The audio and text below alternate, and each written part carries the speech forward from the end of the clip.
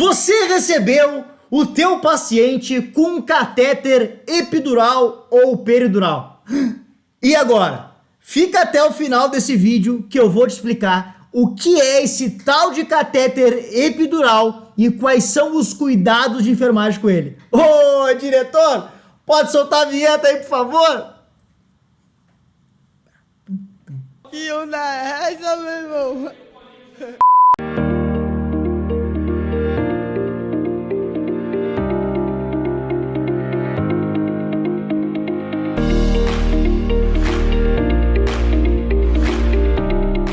Sejam muito bem-vindos ao canal Enfermagem Protagonista. Eu sou o Rafael Albuquerque, o Prof. Rafa Albuquerque, e estou aqui para falar com vocês sobre esse catéter epidural ou peridural. Mas antes da gente começar o nosso vídeo, te inscreve no nosso canal se ainda não é inscrito, deixa teu like, a mãozinha aí para cima, só clicar e não esquece. Compartilha com os colegas de sala de aula ou com os colegas lá do teu plantão, porque esse assunto aqui é muito interessante e eu vou te explicar tudo o que a gente precisa saber sobre ele. Primeiramente, precisamos saber o que é esse catéter epidural ou peridural. Vem aqui que eu vou te explicar e presta bem atenção que vai ser bem fácil.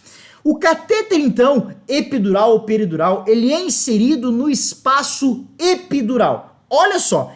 Epi significa fora, assim como também eu vou colocar a palavra aqui peri, que pode ser também chamado de peridural, certo? Então epi ou peri é por fora, na volta, e dural vem de dura mater. Nós, no sistema nervoso central, cérebro e medula espinhal, nós temos três membranas chamadas de meninges, e as três membranas, uma delas, a mais externa, é a dura mater. Tem a dura mater, depois a do meio, a aracnoide mater, e é por último, encostado então nos órgãos ali, naquelas estruturas, chamada de pia mater.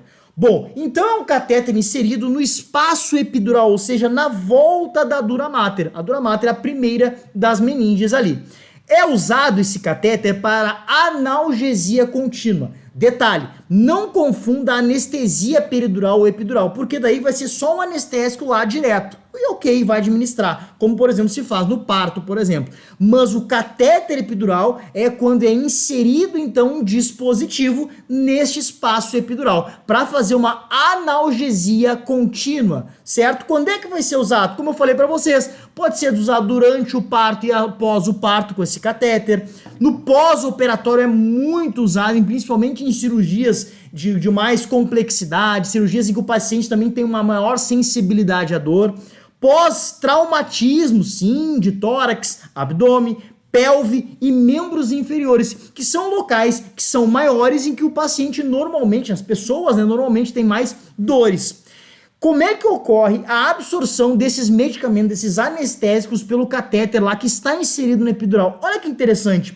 Acontece por difusão do líquido cefalorraquidiano. Como assim, professor? Pois é inserido esse medicamento então no espaço epidural, ou seja, na volta da dura mater, e lá na volta da dura mater tem o líquido cefalorraquidiano. Entre as meninges existe esse líquido, LCR, líquido cefalorraquidiano. Céfalo vem de encéfalo, raquidiano vem de medula espinhal. É um líquido que está circundando o sistema nervoso central para proteção do nosso sistema nervoso central contra principalmente impactos.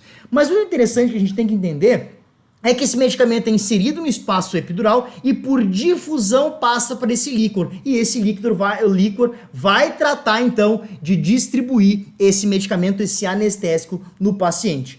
Uma outra forma também de absorção, são três formas, é através dos próprios vasos sanguíneos. É inserido naquele espaço epidural, certo? E aí, através de difusão, vai entrar na parede do vaso e, consequentemente, vai ser distribuído, então, para o sistema sanguíneo do paciente. E ainda assim, que é bem legal essa parte, é também absorvido por gordura. Nesse local, nós também temos gordura, que faz inclusive a proteção térmica daquele local. E como a gordura ela absorve, quando ela distribui ela é uma forma mais lenta, isso também permite então que a absorção seja lenta e consequentemente o paciente fique com a analgesia por mais um tempo mais prolongado consequentemente. Interessante, né? Então são três formas de absorção quando é usado o catéter epidural nesse tipo de analgesia. Vamos lá de novo, repetindo para a gente não esquecer mais. por difusão, então, ou seja, do medicamento que vai para o líquido céfalo-raquidiano, por difusão que o medicamento vai para os vasos sanguíneos naquele local e também através da gordura que vai absorver e vai distribuir lentamente a ação desse medicamento. Agora vamos ver comigo os cuidados de enfermagem. Vem comigo aqui agora, bora lá. Vamos aos cuidados de enfermagem. Primeiramente é importante dizer que quem coloca esse catéter ele é inserido pelo médico, certo? E quem manuseia esse catéter epidural é o enfermeiro. Porém, o técnico de enfermagem tem alguns cuidados. Então nós vamos falar de cuidados tanto do enfermeiro quanto também do técnico de enfermagem. Então, como eu falei para vocês, o preparo desses medicamentos e manuseio é pelo enfermeiro. Quem insere o catéter é o médico e quem prepara a solução, né, a anestésica, a solução analgésica, vai ser o enfermeiro. E quem vai manusear esse catéter é o enfermeiro. Mas o técnico ele tem alguns cuidados, principalmente de observação e atentar para alguns sinais que eu vou contar agora para vocês. O curativo tem que ser um curativo estéril, preferencialmente um curativo transparente. Existem curativos específicos, como esse aqui que está mostrando para vocês, em que ó, vai todo colado lá o catéter lá para a parte da frente do paciente, para onde o enfermeiro vai manusear para administrar os medicamentos. Só que também tem essa parte aqui, onde existe alguns curativos com soluções, né, antissépticas, que ajudam então a não ter nenhum índice de infecção. Porque imaginem só, uma infecção nesse local vai para todo o nosso sistema nervoso central. Imagina, meninges, cérebro, medula, e pode ocorrer, por exemplo, uma meningite bacteriana provocada por uma infecção. Então tem que ser extremamente cuidadoso com esse curativo. Transparente, sempre estéril. Por isso que o procedimento, ele é um procedimento asséptico realizado pelo médico, né? Esse medicamento ele pode ser administrado em bolos ou em infusão. É mais difícil a gente administrar em bolos, normalmente em bolos vai ser durante o procedimento lá, ou parto, ou durante a cirurgia, e quando chegar lá para nós, na sala de recuperação ou lá na unidade de internação, vai ser feito em infusão. Só que quando é infusão, sempre é em bomba de infusão contínua, BIC, ou somente BI. A bomba de infusão contínua é aquele dispositivo que controla, então, o gotejo. Tem que ser em bomba de infusão contínua. Por isso eu coloquei para vocês que dos nossos cuidados é a velocidade de infusão. Atenção à velocidade de infusão para que esse paciente não tenha complicações que eu vou falar para vocês agora. Posicionamento do catéter. É importante que esse catéter fique posicionado de uma forma que o paciente não deite por cima, não coloque o braço, não puxe. Aqui, por exemplo, nessa imagem mostra que ele está colado, mas muitas vezes em alguns locais a gente não vê o catéter colado, ele é colado só num pedaço, depois vem até aqui e às vezes fica solto aqui. Então a gente tem que cuidar com o posicionamento do paciente, orientar esse paciente a esse posicionamento, principalmente, claro, né, se for um paciente lúcido. E quando a gente precisar pegar esse paciente e levar ele para deambular, para caminhar, no caso, às vezes o familiar pode ir junto, às vezes nós, né, da enfermagem vamos levar, nós temos que ter muita atenção para não puxar esse catéter, para não descolar, por exemplo, e claro, principalmente na deambulação, que é algo muito importante e a gente não fala.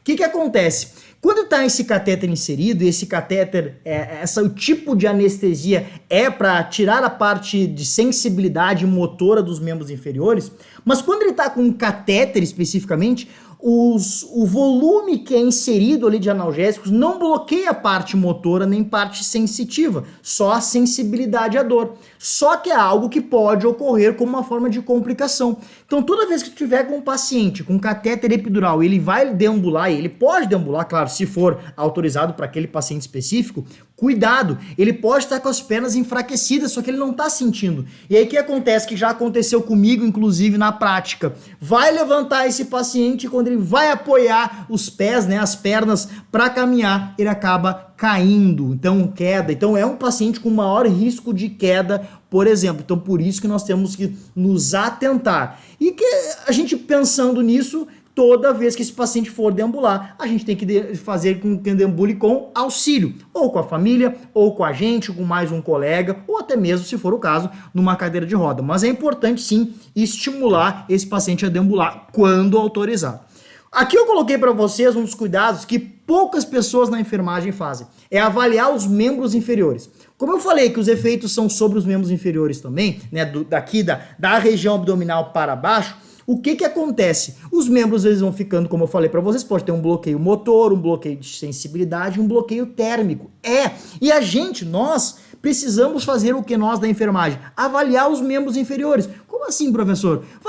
Vai na ponta do dedão lá do pé dele, né, no hálux, aperta, vê se ele está sentindo, pergunta se ele está sentindo, vê como é que tá a temperatura desse membro dele, tá frio, tá mais gelado, tá quente, tá aquecido. Se estiver muito gelados, a gente tem que observar essa perfusão. E para avaliar a perfusão também, a gente aperta lá a ponta dos dedos e avalia se quando a gente aperta, né, fica mais branquinho, né? A gente avalia a perfusão, fica mais branco. E logo que quando tá uma perfusão adequada, o que é a perfusão? Quando chega sangue, então, lá na parte distal, lá na ponta dos dedos, consequentemente, é uma perfusão adequada. Agora, quando eu aperto, ficou branco, ficou por muito tempo branco, não ficou mais corado, tá com problema de perfusão. Também é algo que a gente tem que comunicar, né, para a equipe, para o médico, para o enfermeiro, o que seja. Tá? Então a gente tem que avaliar os membros inferiores quando o teu paciente está com catéter epidural, que poucas pessoas sabem e fazem sobre isso.